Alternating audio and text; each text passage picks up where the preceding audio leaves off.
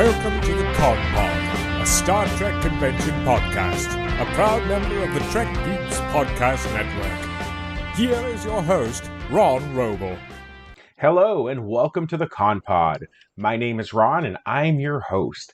Today's topic is going to be an exciting one. We have a great guest. We're going to compare and contrast the Creation Convention that takes place in Las Vegas every August with the official conventions hosted by ReedPop, this year being held in Seattle, Star Trek Mission Seattle. But before we hop into that, I do have some exciting news. In the last couple of days, the website did launch for the 57-year mission, the Creation Convention in Las Vegas. That website has hotel information and has some guest listings, still no tickets for sale. The guests currently listed, we have 12.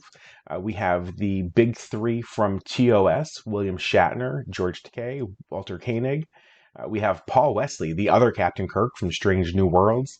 And we have the original cast from Star Trek The Next Generation. Only absent from the main cast right now is Patrick Stewart and Will Wheaton, unfortunately. But looks like a great guest list so far, 12 folks with about 280 days to go. For the hotel, this event is being held at the Rio again this year in Las Vegas. There's a room rate available through Creation. I know personally I booked through Caesars Rewards, saved quite a bit of money. So if you have a Caesar Rewards account, definitely hop into that. I've also heard from some folks that Booking.com has some fantastic deals. I've never booked through them, but would imagine the rates are a little bit more competitive. So having said that, I also want to thank you for joining us today. It has been a very busy summer for me personally. I own a seasonal business, and it has just been a crazy busy summer. But as our season ends, I'm looking forward to spending more time with you, talking about conventions and the Star Trek community. So looking forward to counting down the days until the next Las Vegas convention, the next ReedPop convention, and other events. Having said that, let's hop into today's podcast. Today's episode is going to look at the two big land-based Trek-centric conventions based here in the United States. The Star Trek Mission Tours hosted by ReedPop and the 57-year Mission Tour hosted by Creation Entertainment. The next ReedPop event is being held over Memorial Day weekend, May 26th to 28th, 2023 in Seattle, Washington, while the next Creation event will be held in Las Vegas, Nevada this coming August 3rd through 6th. To make these events a bit easier to distinguish in our conversation, we're going to refer to the event by their host names as either ReedPop or Creation. To help with this deep dive, my guest today is Marina Kravchuk. Marina is one of the hosts of the Shorely podcast, a Star Trek convention podcast on the Tricorder Transmissions Network, as well as an admin in the Star Trek Convention Experiences group. Marina, thank you so much for being here. Thank you very much. I'm very pleased to finally be on ConPod, actually. This is very exciting. Thank you for having me. Very excited to have you. So to start things off, tell us a bit about your convention background and experiences. I started going to conventions in 2009. It seems like ages ago, but it's literally only that 13 years ago that started. I did manage to get quite around. I mean, I think I'm about 80 or 90 conventions by now, so I average quite a lot during the year. And it all started out very simply. I saw a small poster in a bookstore that was advertising a local convention here in New Jersey. And I thought, well, why not go? I was sort of like an armchair Star Trek fan for a long time. And so it kind of was a natural step, like, well, let's do something else with my fandom. Let's go and actually check out the conventions. And that's it. After that, you go to your first one and you get the bug. You have to come again and again and again. So, the Star Trek conventions in particular, that's sort of like always a highlight of the year. I look forward to whatever we can get every year now. So when you went to your first convention, I know my intention, I hear this from a lot of people, was it's going to be a one-time thing. I'm going to go just do the one convention and that will be it. Was that your mentality going into it? Yes, very much so, because I had no idea. I've heard of conventions. I've certainly come across people, dressed up on the street, whether, again, either locally in New Jersey or, of course, in New York. But it just somehow, it was just the thing that other people did. And then I went, and again, this was a small event. This wasn't like, a large Comic-Con or any of the larger track conventions that we had at the time or right now. And yeah, I don't know, I'm thinking maybe 1,500 people, 2,000 over a weekend. So I literally walked away a Sunday afternoon thinking, when is the next one? Because I need more. I need more of this. It was absolutely delightful experience. That's incredible. I love that.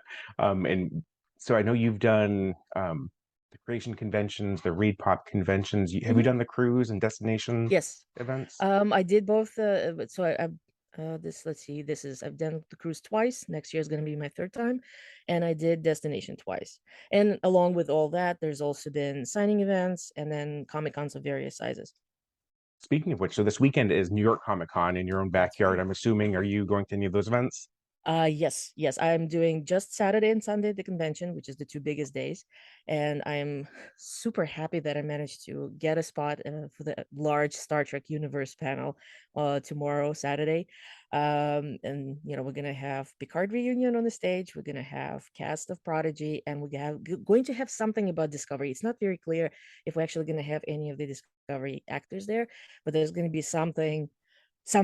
So expectations are high. I know a lot of people are kind of trying to gauge, are we getting announcements, trailers, teasers?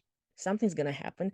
One thing Hmm. that they did announce, there will be a Murph giveaway, an actual plushie Murph, and So cute. Jamon Sitters actually tweeted a picture. It looks absolutely beautiful.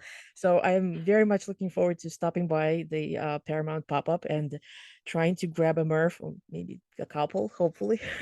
Love um, it. yeah, so that's exciting. And then Sunday we're gonna have some fan events that are scheduled in the evening of people getting together. I mean, let's face it, at every convention, people are getting together all the time. So Oh yeah.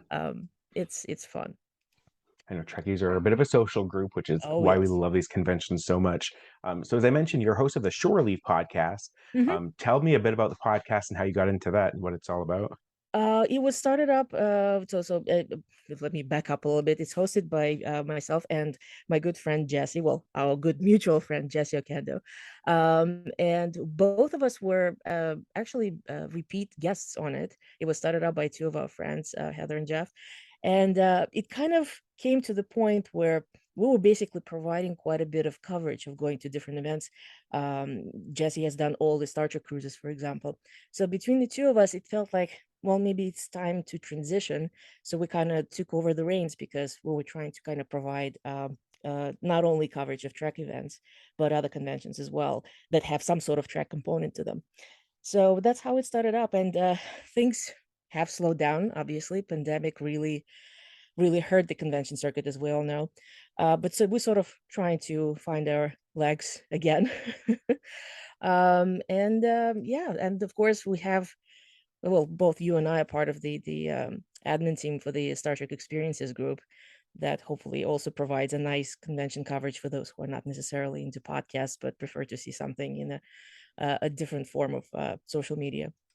Yeah, and I know like the Shore Leave podcast, that's how I got into the conventions. A few Yeah. years back, you were, I think, one of the guests on the STLV 101 Hmm. episode. And as a That's right. planner, these events don't necessarily do a lot of information, and that particular episode was perfect for my OCD to get I'm everything planned very out. glad to hear that. Yeah.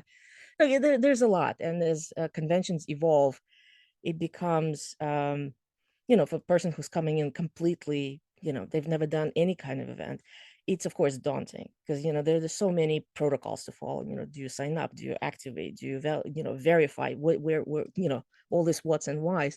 So when I Mhm. was starting at 2009 and my very first Vegas was in 2010, I had absolutely no idea. So I did study whatever was on the convention website, and otherwise I was just flying blind by myself. Yep. And I know, so the Star Trek Convention Experiences group, we are both admins in that group. I think we're a little over 5,000 strong in there right Mhm. now. So tell me a little bit about that group and how you got involved in there and what is that group all about? I uh, I'm trying to remember which year it was started. It was either 2007, 2008. It was founded by one of my friends, Sarah. And I think by the time we hit 2012, I want to say it really picked up in a sense that people were started to find the group, and it sort of became this pool of information where people were sharing information, tips. And little by little, as the social media was evolving, so did the group, so did the convention going experience. So it really became this very nice sort of collection of information, if you will, and a Mhm. very nice place for discussion for those who brand new, again, specifically, especially if we're talking about the Vegas convention, there are vets who've been through pretty much every possible problem probably at this point. So whatever comes up, any kind of question, we can certainly cover it. Yep, I think we mentioned too, it's a very social group that goes to these conventions, and I find that Facebook group to be one of the more lively ones. And that Mhm. if you are active on there, it's easy to get to. I know my first convention, I knew several people right off the group. Yeah. So check it out, the Star Trek Convention Experiences group on Facebook. But let's get into our deep dive looking at these two conventions. So ReedPop and Creation. You and I both were at the ReedPop convention in Mission Chicago last year. Are you planning to go to Mhm. Mission Seattle this year? Yes, and I'm very curious to see how it compares both to the other missions. In my case, I also went to the very first one, the Star Trek mission, New York. So Hmm. how does it compare to the other two big city events that they've done? And obviously how it compares to the other events. Even though I do have to stress that, we do have DST, whether we're going to have it in the future or not, it's unclear at the moment, unfortunately. We Hmm. do have the Star Trek cruise. All of these things are obviously fantastic venues to celebrate our favorite fandom and our favorite franchise. But they all kind of fall into their own categories in many ways. So it's interesting to contrast and compare. Very much so. Yeah, well, that's why And there's that's why we're definitely here talking about it. crossover too, yeah. And we Hmm. look at the creation convention too. So this year was very different. I was not at this year's Hmm. convention, Yeah. and it was kind of an anomaly because of the location, because of the venue. So I think, we're definitely going back to the Rio where the event is traditionally held. So looking and kind of comparing Mission Chicago to the Rio experience of the convention. I thought we could look at it in several categories. So, looking at vendors, Hmm. scheduling and panels, the hotel, convention space setup, photo ops and autographs, admission passes, events, both fan run and official, and guests. So, jumping right into vendors, let's start with kind of ReedPop. And what was your experience with vendors, ReedPop versus Creation? Well, the difference is right off the bat, as we know, the missions are the licensed event, and up until 2019, so was the Las Vegas convention creation event. They no longer are official. It's still a track convention for intents and purposes. I mean, obviously they had to change the name, so now it's also has mission in its name. But in terms of vendors, once you're a licensed event, obviously there's a certain parameters that are established in terms of who can be present in the vendors room, and that was very obvious because aside from a couple of perennial favorites that sort of show up at all sorts of events, like Intergalactic, for example, it was primarily licensees. So either licensees or somebody who would be like specific fan groups that were all about Star Trek, who got the permission from the powers that be. But it was very clear cut. So you wouldn't have someone who would be, like if you were ever at any Comic Con and you will see people basically selling their artwork, or some sort of like if they're makers and they're selling items that they Mhm. produce, that sort of thing would not appear at a mission, at the ReedPop event. Whereas there was a little bit more leeway in creation. It's still, I would say, it was still primarily Trek stuff, Trek collectibles and everything. I didn't see that many vendors with unusual selections. Probably the nature of the event. I mean, you wouldn't have somebody who Right. has a lot of Doctor Who coverage just suddenly show up in the middle of what is still a Trek convention. So there were definitely many more licensees at the ReedPop event, and I'm almost positive that this is going to continue going forward, unless something changes. But we'll see that. Yeah, and one of the things I had heard from the convention this past year, coming out of COVID, it's my understanding there were a lot of vendors who did cancel at the last minute for That's ReedPop as right. well, I because I think that was I, something I they got a heard lot the of same feedback thing, on. and yeah. So this is actually something I wanted to point out before we started the discussion, that both conventions were very much a disadvantage this particular year. In case Hmm. of ReedPop, we literally beginning of the year, the convention circuit is just coming out of from all the heavy pandemic restrictions and just generally very unpleasant circumstances. So everything is not happening the way it normally would had we been in the middle of, I don't know, 2019 or 2018. Absolutely. Yeah. And in terms of a creation event, a different parameter. We were in a different place, a different hotel with a different setup, and that kind of really screwed up the way the normal flow and the normal atmosphere of that particular convention worked. But we'll touch upon that when we talk about the hotel. Yeah. Another thing I'll say about the vendors, based on my experience, ReedPop, they both have people doing autographs and photo ops and selfies kind of in the vendors area. But That's in my right. Yeah. experience, creation has a lot kind of the tertiary characters. In that room, you'll see folks that may have been in a couple of episodes, usually the Next Generation cast. So I find that there's more, and we'll talk about guests, I guess, later on too, but there's more of a guest presence in the vendors room at the creation That's right. events versus ReedPop. Yeah. Yeah. Just to have like a small throwback to Mission New York, I was extremely impressed by the vendor room that they had at the time because that was very impressive. I mean, you also had presence from some of the bookstores, like Barnes and Noble had their own, like you wouldn't really call it a booth, like it was a whole like a mini book center, if you will, with all Star Trek books, whatever was Oh, cool. sold at the time. NASA had their own booth and so on and so forth. So I would say with New York was probably a better representation of what ReedPop can do in terms of vendor presence. So yeah, Chicago in that regard was much smaller and less representative. It was still nice to see. I mean, our usual favorites were all there, and a lot of the podcasters and fan groups that were there. You know, it was again a disadvantage because of the pandemic circumstances. Right. Whereas if we compare that to creation probably had how do I explain this? So the size of the vendor room was actually almost identical. I had a chance to ask Gary Berman, and he said yes. And what's more, they actually set it up the way they would set it up in Rio. So you would Oh, walk in wow. and you would know that on the left there's going to be well, Creation's own table with merchandise, and behind them it's going to be in the Galactic, and behind it it's going to be Garrett Wong's booth. And it was exactly so you could literally walk in with your eyes closed and you would still not get lost because things were in the same spaces. Uh, Unfortunately, with everything else, with all the signings, there were actually many more um, autographing lines, it felt, especially considering that they had some of the headliners actually in the vendor room signings, such as Doug Jones. Oh my goodness, the lines. Oh, yeah. I So believe it. that kind of made feel everything sort of very much squashed, even though, like, again, the room size was roughly the same as in Rio. And yeah, so it kind of felt that a little bit off. It felt like there was a little bit less in the room in terms of the merchandise. And it's funny, I know ReedPop got a little bit of criticism for having the vendors room kind of be so large, but they did a really good job of having the signers really segregated from the vendors area in the same room. But Mhm. the lines were able to get ridiculously long without blocking booths too, which was kind of It's nice. part of this is the effect of um the creation event is a hotel event, so you're Right. limited by the size of the convention facilities available within a given hotel, whereas ReedPop event is a Comic-Con style event which occurs at the convention center. So you certainly have much more leeway in terms of how you set up your vendor area and where your signers are going to be. It tends to be a much larger space. DST actually has a somewhat similar setup in that regards. Um, but it kind of ties in into what I already said because of the pandemic. The capacity of ReedPop event was not there.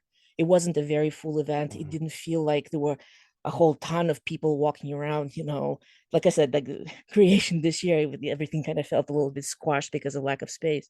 In this case, it kind of felt very airy. It was like, oh my goodness, we have this double height ceiling in that particular vendor area. You can actually spread around, just stand Yeah. not inside of a crowd. So yeah, that was a marked difference. I I'm curious to see how Seattle is going to do it. I have never been to any Seattle conventions. I'm told it's a very nice convention center, so I'm assuming it's going to be something similar.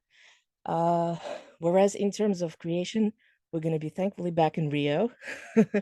Yeah. So it's going to be an interesting to compare that. I'm going to say, It like, is. let's And get together next year and compare Seattle and STLV back in Rio, oh, because I think that's absolutely. going to be a little bit more balanced. Both conventions are going to be more or less firmly on their legs.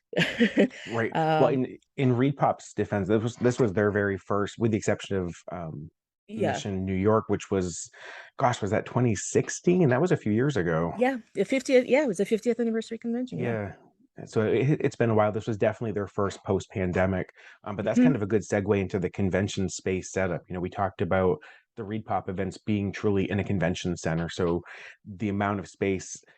it's funny. It feels like there was more space but less stuff than the Creation Convention, which they're at the Rio and they really take up that entire property. So I don't know if it's a smaller space and it just feels more full, but it definitely felt like there was a lot more Probably. going on at the Rio. Yeah. There is a variation in the way, and I think the way that the space is set up is kind of representative of the different structuring of the convention. So as we all know, Creation does not sell more tickets than the number of people. Let me rephrase that. Uh, they don't oversell the main theater capacity. Hmm. So, like, the main theater in Vegas went in Rio. So I'm not talking about Bally's this year, it was completely different. But typical Rio event is roughly 6,100, so just over 6,000 seats, which is a lot. So at any given day, if they sold out all the tickets, you're not going to have more than that. In terms of ReedPop setup, it's set up again like a Comic Con style. So your ticket just guarantees that you're going to get through the door. It does not guarantee you a seat in the main theater. Hmm. Chicago was under capacity, so thankfully we did not have to deal with that particular issue. Everybody got the seat. There were no problems in that regard, thank goodness, because Mission New York most definitely was affected by that. Um, so because of the way that's set up, I think that's kind of affects the way the spaces are. So you have a much larger theater for Creation because it kind of like it runs the entire size of the convention versus sort of like an average sized main event, but lots of other space so people can walk around in large crowds and groups and check out the vendors and do the signing at the autographing area. So you Hmm. have more expanded vendor slash artist area. So hopefully that kind of makes sense. But that's sort of like the main balance between the two conventions. Absolutely. I'll say too, as far as the space setup, one of the things I absolutely love at the Creation Convention is they'll oftentimes have those headliners, at least at the Rio, right in the main theater doing their autographs. Hmm. At Chicago, I found myself having to leave a lot of panels to get autographs while they were in the vendors room. Yeah, And I will say, I feel like the ReedPop lines went a lot faster. Some of those creation lines will last forever, talking hours in line. But it's nice to have entertainment while you're waiting in line as well. that's right. So it kind of feels like you're not not as much FOMO. You're not missing out on whatever's going on the main stage. Um, uh, but therein lies another difference. ReedPop would normally have the actors at their tables. They can either have their own um basically like signing sessions. So they actually, if you recall, they put up like a little piece of paper every morning Mhm. during the Chicago event saying, okay, this particular actor is going to be at their table signing, and it's going to be like from 11 to 12, and then from 1 to 2, and then from 4 to 5. So there would be multiple sessions. It made autographing easy. I think that's why the lines weren't as bad as it feels like when you lining up and it feels like you're standing there for 2 hours at a Creation event, Right. because Creation tends to have just one signing session for those actors who are signing through Creation. Those who have again their tables in the vendors room, they're just doing this at their own time, at their own setup. Hmm. I think too the creation ones, a lot of the folks with the gold passes get those included. So I don't know what the numbers look like, but if you're every single gold person getting an autograph from Kate Mulgrew, that's several hundred more people than might Yeah. be purchasing the ticket at a ReedPop event. And it's such an interesting variability because it depends on who it is. You can have a gold signer who, a main character. So you would think, oh, that's going to take a while. And then you literally spend maybe half an hour and boom, you're done. It doesn't happen very often, but it does happen. And then, yes, of Yeah. course, if you have a headliner included, that might take several hours. Um, I don't think at this point every gold actually gets it. Again, when it's set up at Rio, I think we're at about 600 gold tickets, roughly, Hmm. plus minus. So I know quite a few, especially those people who've been coming for years, holding on to the same seat Oh over and yeah. over and over again. They either not, they don't, the tickets don't go anywhere, or they gift them, or perhaps they sell them. So I think we're still probably talking about several hundred people within that gold ticket area. Hmm. And then of course you have the PDFs, and then whatever's left that's sold at the door. Uh, Yeah. So yeah, when you have a single autographing session, that might take a while. I think the longest one I've ever been was 3.5 hours for Walter Koenig. Whew. Worth Yeah, it though. He's great. he was a gold signer. I think it was either 2011, 2012, and it took a long time. Very cool. And it's just way off topic, but it's fun to do some of these autographs too. I find that the newer cast are so engaged with everybody they're autographing for that it Oh takes yeah. so much longer to get through their lines, but it's such a better experience Of too. course. Well, in that regard, it kind of helps that if an actor is willing to do that, to have this kind of very heavy interaction with fans standing in line, it of course helps if you have them at their table, because then of course they have the flexibility of doing that.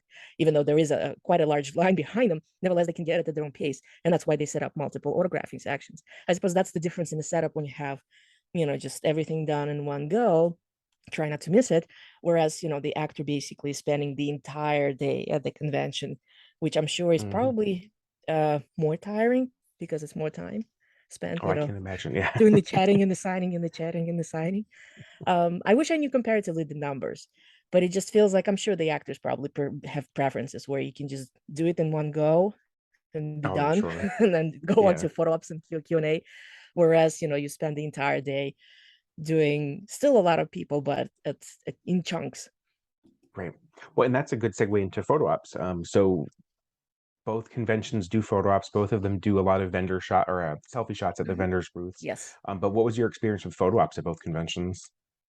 I've done both, and I have to say that in this is certainly one of those cases where, um, on one hand, Chris, who does the photography for creation, is an excellent photographer.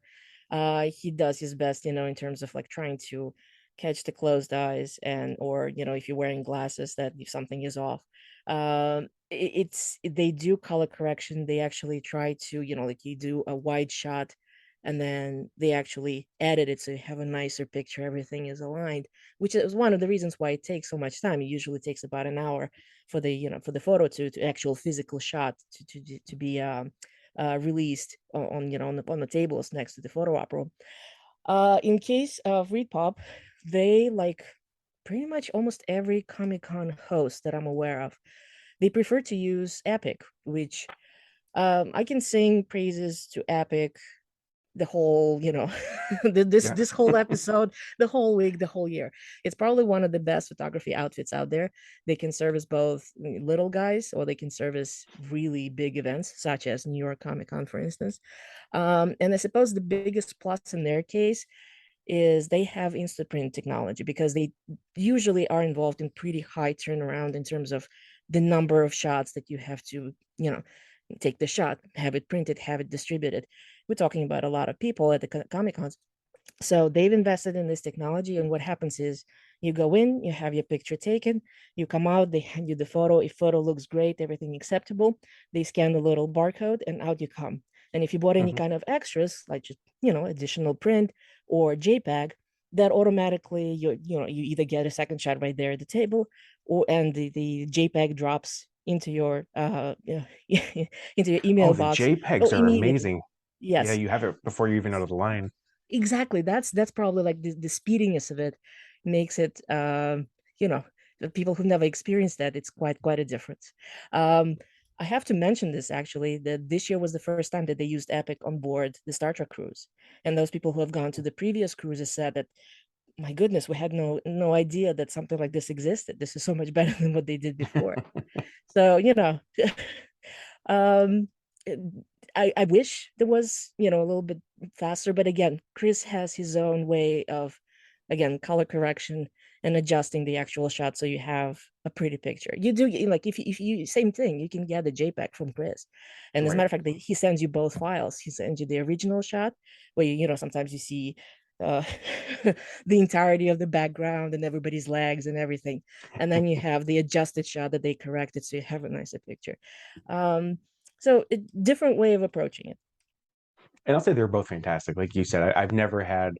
I love doing photo ops much more than autographs, and I find that I've never had a bad picture. I've had somewhere my face I'm smiling too much, but they always do such a good job of both events getting great pictures and making Yeah. sure if you're blinking, they generally catch that. Things It's like that. the one thing that I wish there was a better way to catch when something is indeed off, because again, Chris does his best, but nobody's perfect. I did have one photo that was unfortunately messed up, and there was just no way to redo it or no way to exchange it or do anything. Whereas when you get the photo, when you do it with the Instaprint, and the moment you see that, oh shoot, my eyes are like half closed and I look weird, and I made a weird shape with my mouth instead of smiling or something else, you show it to the staff and they literally just put you straight back into the line and you just redo the photo. Yeah. So yeah, that's certainly something that I wish we had at every single convention. Something like that when you can fix the photo immediately. Likewise. And again, talking about photo ops and autographs, that kind of leads into the guest count. So both conventions, I think, have a good showing. Creation always touts that they have more than 100 guests, but Hmm. sometimes that guest list doesn't always include folks that have even been on Star Trek. We Yeah. get a lot of scientists, which is great. It's a different type of guest. They have a lot of, I call them deep cut guests, folks Hmm. that have only been in a handful of episodes. Whereas the ReedPop event, it felt like there were, I'm going to say more headliners, but all of the guests they had, and I don't remember off the top of my head, I want to say they had like 40-ish guests when the event came.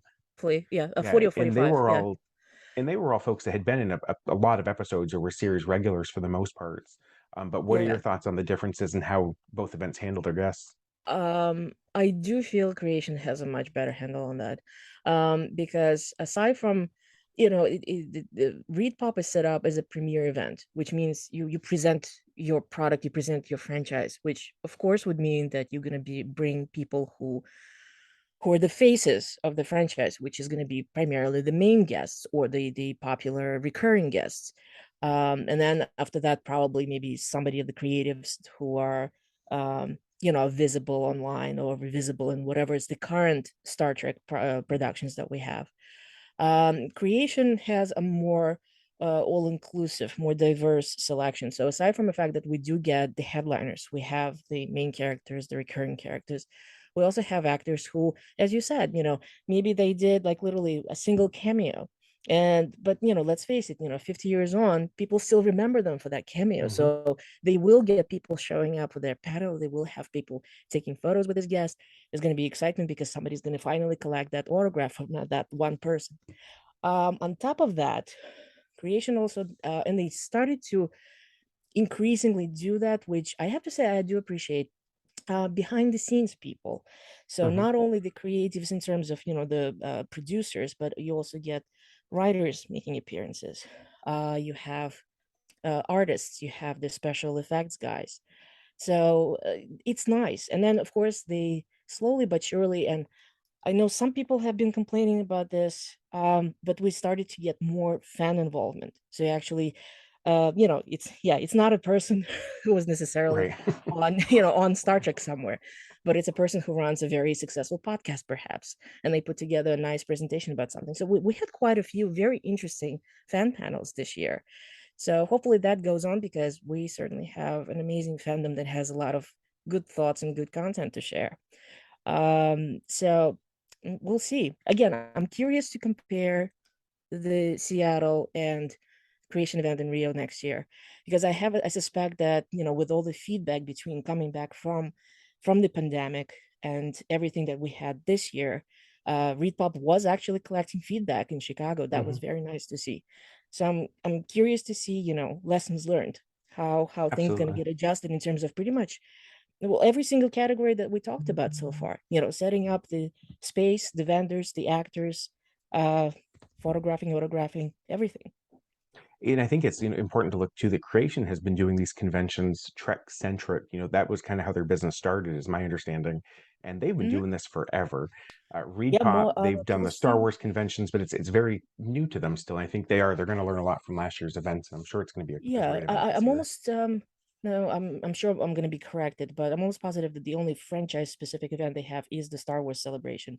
Every other event they do is an all pop culture event, from New York Comic Con down to the smaller events, which trying to guess what is their smallest event.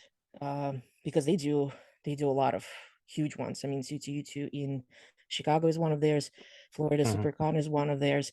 They do a lot of really large Comic Cons all over the country. So, having this, I don't want to call Star Trek niche because we no longer are. Let's face it, let's Yeah, celebrate it. yeah. But having another single franchise event that sort of has been around, and let's face it, we meaning the Trek fandom, we kind of helped invent the whole convention culture in a way. So I'm sure it's an adjustment because they have to think a little bit out of the box. How do you adjust to the needs of this particular fandom and then this particular people who got used to a completely different way conventions have been going for the past 50 years. Hmm. I think too, looking at the guest count, and we'll kind of segue into the scheduling and panels. I know communication is a big one too. Hmm. The creation event just took place in August. I'm surprised they haven't kicked off the website for next year's event because usually they do that very quickly. Yeah, But when we look at ReedPop as well, their event was back in April and they still have not updated their website. So communication is something that I think both organizer can work on a little bit better. But I absolutely. think creation definitely gets the edge here. When they do launch their website, they'll start with 20 or 30 guests right off the bat. Hmm. Last year, ReedPop, we were seeing, say, probably maybe half the guests weren't even announced Yeah, until it two or started three out, I weeks think, prior to with the event. 3, and then it increased to 6, and it was stocked at 6 for, oh goodness, probably up, like 2.5 months before the actual event, and then they started adding guests like crazy. Yep. So I'm sure pandemic was partly to blame for that, but yeah, well, just based on my experience with, for example, New York Comic Con, it's sort of part of their modus operandi in a way, where a lot of announcements are kept as close to the convention as possible, partly to avoid, the whole hoopla that always happens when, oh, this person is coming, great, this, sales of tickets and everything, and then a couple of weeks Oh, before the cancel. event, or they Yeah. canceled because they apparently they're filming, or unfortunately they're sick, or whatever else that may come along why the cancellation happens. So yeah, I think that's part of their reasoning. But yeah, most certainly the communication is key, and there have been uh well, trying to remember, they did have the app of ReedPop. They always do have, and Yeah. it is helpful, thank goodness. I mean, I I actually updated my New York Comic Con app the moment the thing popped up, because yeah, that's where all the information is. But I have noticed that there were discrepancies. If we're talking specifically about our Chicago convention, there were discrepancies between what the app was showing and what the website was showing. And then occasionally there would be an announcement on Facebook, and people would be like, okay, Hmm. it's not on the website and it's not in the app. So, obviously, if they're making a public announcement, that's got to be true.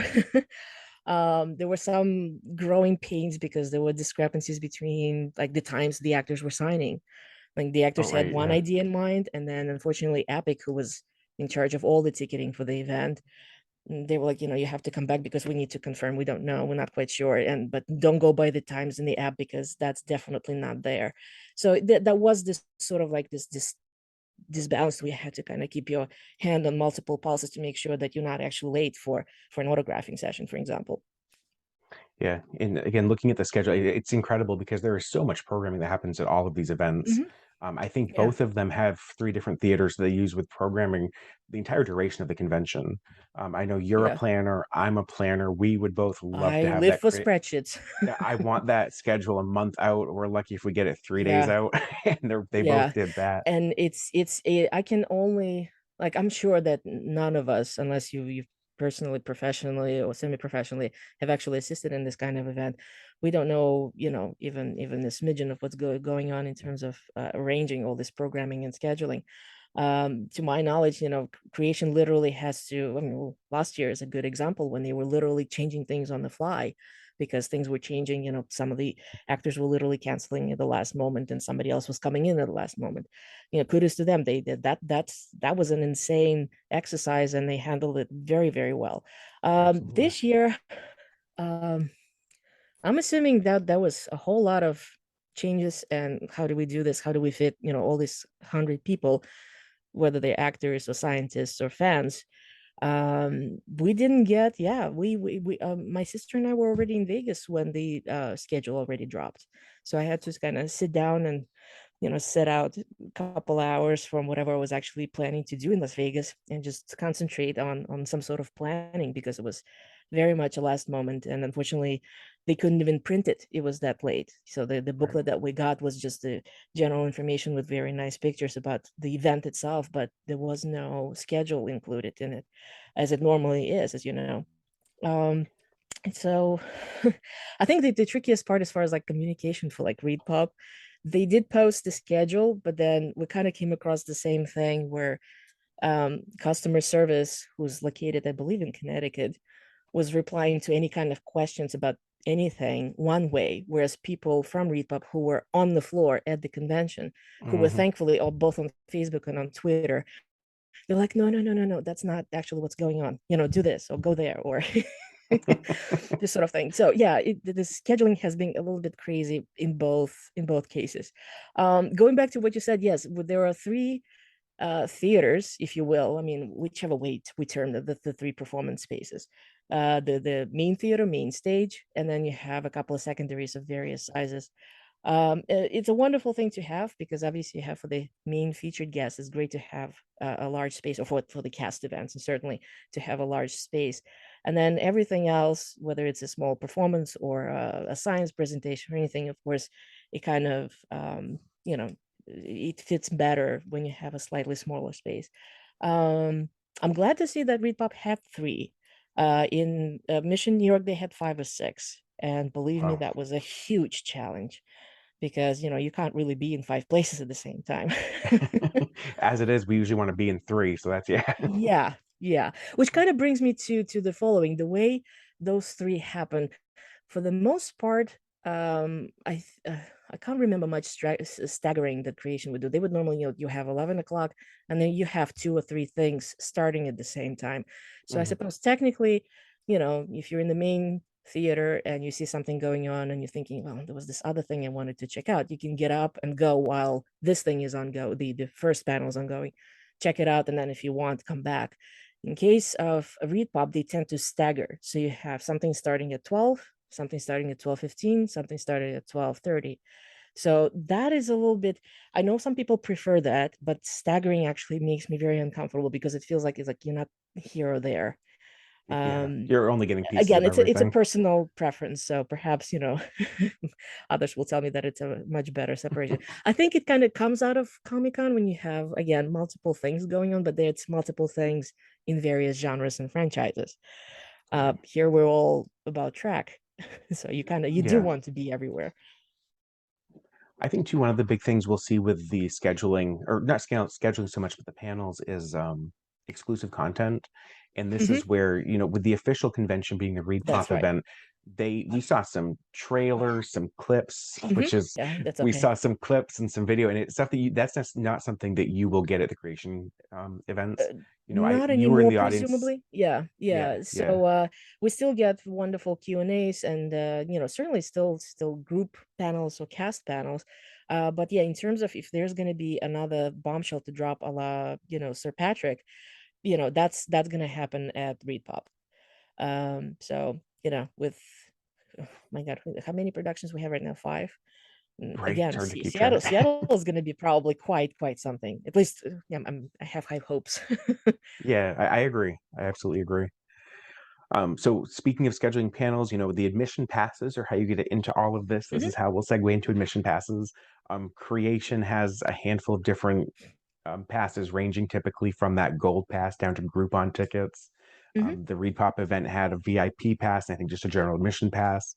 But what's been your experience with different pass levels, and particularly we look at the difference in the VIPs because I think you've done gold and Yes. VIP. What was it worth the value of both of them? So, when the very first mission happened, which was in New York in 2016, the VIP was, and I actually looked it up. I still have my confirmation emails, believe it or not. The VIP was at $400, and the general admission was somewhere in the 130 or 150 range. So the general admission hasn't changed much, but the VIP for some reason became 750. And comparing New York and Chicago actually had far less included, but it was almost twice more expensive. So that was probably one, like in the top three things that popped into my head when I got asked, feedback, like, what do you think? And I said the price point for VIP is actually I can't find a justification why it's $750. Now the VIP at a typical ReedPop event, whether we're talking specifically about the mission conventions or pretty much any other Comic-Con that they run. It primarily means that you get some swag, which is very lovely. You get 1 hour early entrance to the vendor floor. This one's a very nice thing to have, by the way, because once you reach Saturday and everybody wants to go for the exclusives and the fun vendors and everything, it's kind of nice to have a little bit of sort of like calmer time when you can like slowly pick out and actually do some nice shopping. And then of course it comes to the panels where you have reserved seating, and it's reserved in quotation marks because there is a section in the front of the stage that is reserved for the VIPs, but it's not guaranteed seating. And therein lies the main difference between ReedPop events and creation events. Creation event, if you buy a tier ticket, which includes a reserved seat, that seat is guaranteed, it's yours. Even if you don't have a tier ticket, even if you have like a general admission and you want to be sure that you're there for the cast panel on the main stage, you're going to come in, there's going to be a seat there somewhere. With the VIP at ReedPop, if you're running late, you're not there, the panel is about to start. If they see that there are still unfilled seats in the VIP area somewhere within like 20 minutes before the start of the panel, they release it. So that's it. First come, first serve. You're not guaranteed a seat. So we did not have to deal with this in Chicago because the convention was under capacity. Mission New York was a mess with a capital M in that regard. Those people who have never been to a convention suddenly discovered that apparently a ticket to a convention doesn't mean you're necessarily going to see a convention in a sense of a panel. So those who who wanted to see TNG cast or DS9 or Voyager casts, the lines were huge, and a lot of people never got to see it, unfortunately. So again, Seattle, question mark. Are they going to address it? Are they going to adjust it? Are they going to arrange a bigger stage? Of course, depending on how the sales will be going, how many people are going to be expected. But as a general statement, that's probably one of the main differences between the two setups. You have a Comic-Con first come, first serve versus guaranteed seating at creation. Especially with those gold tickets where it's not even just guaranteed seating, it's that assigned seat. I remember sitting in a panel once at the creation convention, and I forget who was on stage, but they commented that they didn't feel very popular because there was nobody there. And it just so happened most of the gold folks were up doing autographs. So those first few rows, just nobody sits there. They stay empty because it's an assigned seat. Exactly. So I think that's part of the optics, sort of. I think DST has had slightly different sort of take on it. They had the same gradation. So you had the admirals, the captains, commanders, lieutenants, etc. That's their ticket tiering, and that's how the seating would be arranged in the main theater. In their case, it's an enterprise stage. But once they would see that, okay, we still have unfilled seats in the commander section, they would say, okay, lieutenants, come on up, and they would push people up so you don't have this optic illusion that there's like nobody in front, because realistically people standing on stage, that's all they can see, like the first, I don't know, 10 15 rows. And if it's nobody there, then it's like, well, is the convention actually happening? So it's a weird thing, isn't it? It's like no convention is perfect. Like on one thing, absolutely works very well for the fans, doesn't look very good for the actors. You flip it the other way around, where fantastic look with the full thing, but not everybody could make it. So but it's fun to try both, because we all go to conventions to celebrate Star Trek, but we also go for our own, somebody comes for panels, somebody comes for autographs, somebody wants to just hang out and do cosplay. And then you have whatever parameters of a given convention, then you kind of try to fit your needs within that parameter, and it works plus minus at each event. I can't say I've ever been to a Trek convention where I was absolutely miserable. That never happened before. Oh, exactly. Even like there's no. I say the same thing with Star Trek. The shows, there's no such thing as a bad episode. There are episodes and conventions we might like more than others, but at the end of the day, Star Trek is amazing, and I'm going to take every bit of it I can get. There's a wonderful quote from Rick Sternbach. He posted it either on Facebook or on Twitter. I think Facebook, where he said, "Star Trek is like pizza. There is no bad pizza," in the sense of like, exactly. you have so many different varieties of toppings, and somebody wants pepperoni and somebody wants anchovies, but you can't say that, oh, this is not right, because that's not pizza because it has anchovies on it. Right. And some of us are going to take those episodes we don't care for and watch them over and over and over again. It over and doesn't over matter. again. Yeah. So, kind of the last thing to look at to compare and contrast are some of the events, both official and fan run. And for that, I'm thinking more of like the after hours events. Yeah. And this is something I don't know your thoughts. I certainly think that the creation events have an advantage because it's typically held at the same event. We all know where the masquerade bar is, where the I bar is, what time karaoke is going to be. So there's that repetition. But Correct. And yeah, what's more, because it happens year after year in the same spot, you kind of have this set atmosphere that evolves and grows for that particular space. So that, you come in and not only just knowing where everything is, it's sort of like it's a given. It's like a family reunion. Everybody comes in and just, it's like putting on your favorite robe or your favorite socks, it's hmm comfortable.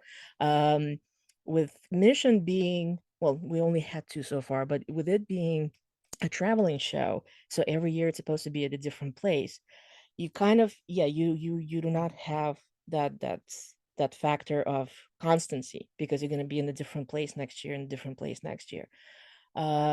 What's more, because it's a brand new event, it hasn't had a chance to grow a culture around it yet, as Creation had, because Vegas has been, mm, 17 years, 18 years, almost a yeah. generation. So it's quite different when you have this an institution that kind of grew through the years with the fans and with the fandom. So I'm curious to see how it goes. Hopefully mission conventions will continue and grow. And again, if we have repeat series, which we probably will, um, you know, things probably will start evolve around Chicago and around Seattle, and if they come back in New York. So in terms of having an established event like Las Vegas, again, yeah, it affects what the fans do. At this point, I know for a fact that coming in, there's probably going to be at least, I don't know, 15, 20 different little gatherings of various fan groups. And not just like, forget about like the usual general hangout that everybody does at Masquerade. Like Oh if you yeah. don't have anything going on, just go down to Masquerade and there's going to be Yep. a ton of people. You can meet somebody new, make a friend. Um, And I think part of that too, I think, comes from the fact that going back to the setup of the event itself is that when it's at the Rio, it's the Rio. We take over that entire property, and there's not a yeah. lot adjacent to it. Whereas in Mhm. Chicago, it was spread over a few hotels that were connected to the convention center, but it was quite more spread out. And I'd imagine it Yeah. probably felt that way at Bally's this year as well. A little bit, yeah. What's more, there was a lot of extra people who were there for other events, either at the neighboring Paris, and I think there was actually another event happening in Bally's itself. So there was a whole lot of, it's like, yeah, the atmosphere of the event was perturbed. It was not working as well as it normally would be when we were just in a little bubble in Rio. Yeah. Chicago was also a disadvantage this year, because like ReedPop had everything set up. We had all the decorations in the convention center. But then once you leave the convention center, you actually in the middle of, I don't want to say nowhere. I mean, you're in the middle of Chicago, obviously, but it's Right. not the area where the convention center is, where you have a lot of other things. So it's not like, well, okay, Rio has its own, bars Oh and yeah. restaurants that you can use. Or if anything, it's a quick jaunt to the strip where you have everything, the restaurants and the pubs and you name it. Here, yeah, it's like if you wanted to actually go and hang out with other people, other fans, you actually had to, like, yeah, public transit or Uber or taxis, and it's not a quick jaunt, but you have to go somewhere further up, closer to the river, if you wanted to have, a nice sit down somewhere. It partly disadvantaged because of the location, and also again ties into the pandemic. The hotels that were attached to the convention center normally, I'm sure, would have, I don't know, Oh extended yeah. themselves in order to keep the crowd locally. I mean, there was several thousands of people just willing to do business. We were no Trekkies. Give Oh us a yeah. place to get together, a little bit of alcohol. We're going to be sitting there and eating and drinking and talking Trek for hours. In this case, they were, the main hotel, Hyatt, they had a single sort of pub slash bar location, and it closed early. And it was closed altogether on Sunday. So those people who were like, yeah, let's get together at, I forget the name of the place, and have a thing Sunday, celebrate the end of the convention. we all came in and just discovered that the place is just closed. Yeah. And that's it. I was never so disappointed. I think I did Uber Eats my last night there. It's like, this is how I'm ending this convention, which was Yeah, still it was fun, but it yeah. was a little bit disheartening because like you can't even have like a nice little bar, blowout or something. Exactly. So yes, it felt like, okay, convention's over, everybody just go. Love it. Seattle, I am told, is the convention center is in downtown.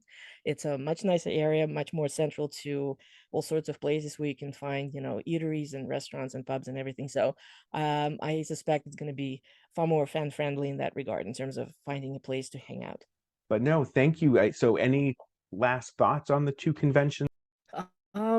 Just to reiterate, where it's not so much that you have necessarily something that could be labeled a con or a pro. It's a different way of approaching how you set up the event. So it's actually wonderful that we have, two events rather than not having anything at all, Mhm. being stuck with just one. And try it out. Again, something may work better for whoever is going to panels. You might prefer creation event better because you don't have to rush, you don't have to worry about getting a seat anywhere, you don't have to care about necessarily perhaps crowds so much, especially once we're back in Rio. But who knows, maybe you prefer more flexibility, maybe you want to be there in the thick of things when they drop some amazing trailer or news announcement, and it's going to be happening at the ReedPop event.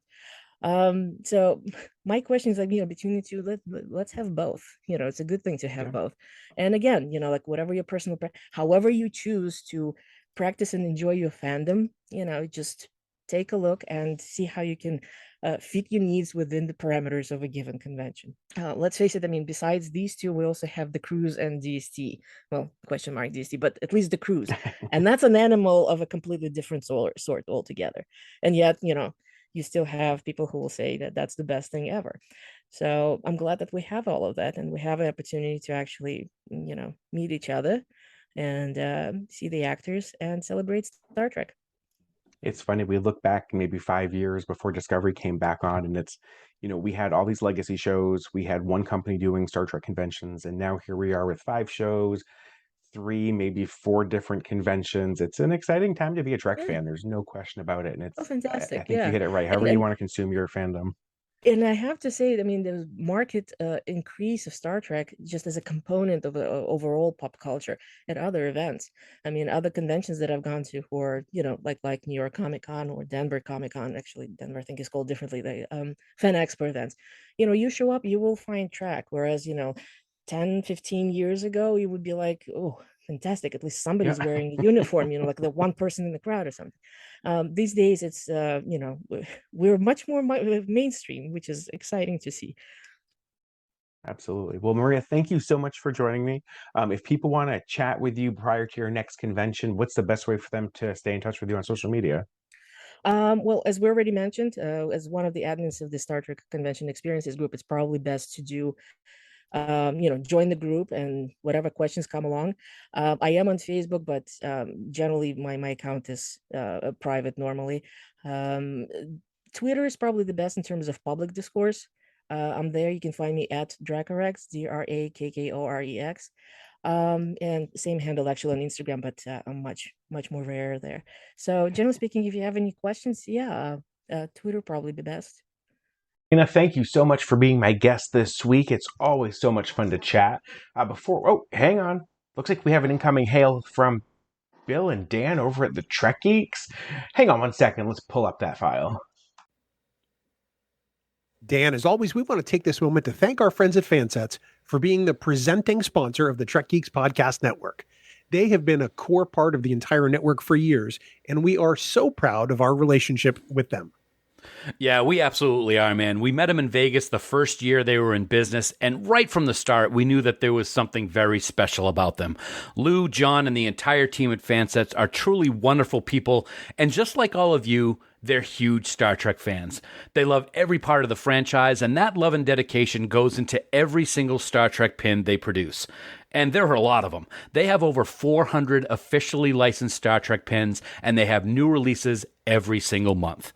And as a sponsor of the Trek Geeks Podcast Network, we get to give away Fanset stuff all the time. So you definitely want to keep your ears open for any new announcements where you can win some awesome Star Trek pins. So friends, head on over to fansets.com, check out their amazing inventory of not only Star Trek pins, but also some other awesome genres, and put a bunch of pins in your cart. And maybe even some accessories like those incredible locking backs to keep your pins secure, or hey, maybe even an amazing gift certificate for a friend or a podcast co-host. Then at checkout, be sure to enter the special discount code TrekGeeks for 10% off your entire order.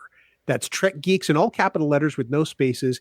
And don't forget, when you spend more than $30, you automatically get free shipping in the U.S. Fansets. Our pins have character. And we thank our friends at Fansets for being the presenting sponsor of the Trek Geeks Podcast Network. As always, thank you for tuning into the Con Pod. Before we leave, I would like to thank the talented guys over at 5 Year Mission. They were the house band at Mission Chicago. Hopefully we'll hear them again very soon. But if you want to reminisce and catch some great tunes, check them out on Spotify or visit them on the web at 5yearmission.net. Until next time, live long and prosper.